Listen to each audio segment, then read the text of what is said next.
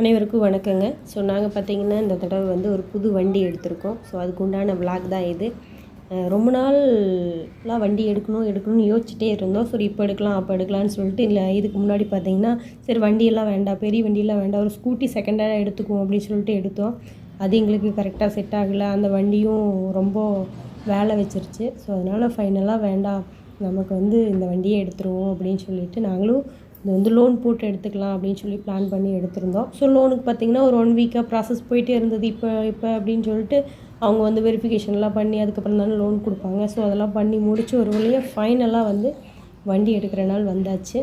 So இது பார்த்திங்கன்னா ஒரு 4-5 நாள் நாங்கள் லோனுக்காக போயிட்டு வந்துட்டுருக்கிறப்போலாம் தம்பி வந்து நான் வரேன்னு சொல்லிட்டு ஒவ்வொரு நாளும் சொல்லிட்டே இருந்தாங்க. இது வேண்டாம் சாமி, நாங்கள் பார்க்குறோம், நீ உன்னோட ஸ்கூல் வேலையை மட்டும் பாரு, படிக்கிறது இருக்குல்ல, ஹோம்ஒர்க் இருக்குல்ல, நீ அதை பாரு அப்படின்னு சொல்லிட்டு வந்து ஒவ்வொரு நாளும் ஏமாற்றிட்டு போயிட்டே இருந்தோம். ஸோ ஃபைனலாக வண்டி எடுக்கிற அன்றைக்கி நாங்கள் வந்தே ஆகணும் அப்படின்னு சொல்லிட்டாங்க.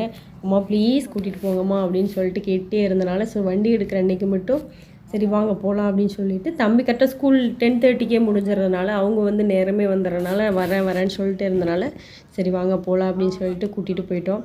ஸோ அங்கே கூட்டிகிட்டு போனது வண்டியை வந்து அவங்க தான் ஃபஸ்ட்டு எடுக்கணும் அப்படின்னு அதில் வேறு ஒரு இது, அம்மா நீங்கள் வண்டி எடுத்தோன்னே எனக்கு எங்கிட்ட கொடுங்கம்மா, நான் தாம்மா இது பண்ணணும் அப்படின்னு சொல்லிட்டு இருந்தாங்க. வண்டி வந்து எங்ககிட்ட கையில் கொடுக்குறதுக்கு முன்னாடியே அவங்க 2 பேர்த்திட்டையும் புக் பண்ணிட்டாங்க. எங்கிட்ட ஒருக்கா, வீட்டில் அவங்ககிட்ட ஒருக்கா, 2 பேர்த்திட்டையும் புக் பண்ணியாச்சு. அம்மா வண்டி எங்கிட்ட கொஞ்சம் கொடுங்க, வண்டி எங்கிட்ட கொடுங்க, நான் ஃபஸ்ட்டு ஸ்டார்ட் பண்ணுறேன் அப்படின்னு. சரி ஓகே, உன்னோட ஆசையை நீ ஃபஸ்ட்டு ஸ்டார்ட் பண்ணு அப்படின்னு சொல்லிட்டு கொடுத்துட்டோம். ஸோ வண்டி ஸ்டார்ட் பண்ணி மூவ் பண்ணும்போது தான் எனக்கு அப்படி தோணுச்சு டக்குன்னு, இன்னும் இல்லை நம்ம வந்து நம்ம பையனை இன்னும் குழந்தையாக நம்ம தான் நினச்சிட்ருக்கோம், பட் இல்லை அவன் வளர்ந்துட்டுருக்கான் அப்படிங்கிற மாதிரி ஃபீல் ஆச்சு. டக்குன்னு பைக் ஓட்டுவாங்க. ஸோ இருந்தாலும் டக்குன்னு தனியாக அவங்க வந்து வண்டி மூவ் பண்ணி நிறுத்தும்போது டக்குன்னு சன்னாச்சு, ஓ நம்ம பையன் வளர்ந்துட்டான் அப்படிங்கிற மாதிரி ஃபீல் ஆச்சு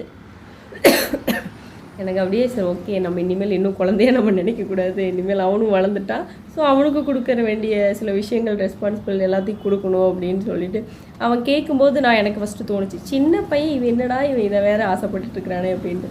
அப்புறமா பார்த்தா அவன் வளர்ந்து ரொம்ப நாள் ஆன மாதிரி ஃபீல் ஆச்சு. ஸோ அதுக்கப்புறம் தம்பியும் ஃபஸ்ட்டு வண்டியை மூவ் பண்ணி ஓட்டி பார்க்கணும் அப்படின்னு சொல்லிட்டு அவங்க ஒரு ரவுண்டு போயிட்டு வந்தாங்க. போயிட்டு வந்துட்டு பார்த்திங்கன்னா அந்த அன்றைக்கி ரொம்ப லேட் ஆயிடுச்சு. ஸோ அதனால் வந்து அப்போ போக முடியாது கோவிலுக்கு. ஸோ அப்படியே 12 மணிங்கும்போது கோவிலெலாம் சாத்திடுவாங்க அப்படின்னு சொல்லிட்டு, ஸோ அடுத்த நாள் தான் நாங்கள் கோவிலுக்கே போனோம். ஸோ கோவில் பூஜையெல்லாம் பார்த்திங்கன்னா போயிட்டு நல்லா காலையில் ரொம்ப பறக்க போனாலும் பூஜையெல்லாம் ரொம்ப சந்தோஷமாக நிறைவாக இருந்துச்சு. ஸோ அடுத்து அந்த வண்டியோட பூஜை வீடியோஸ் உங்களுக்கு அடுத்து கண்டிப்பாக வரும்.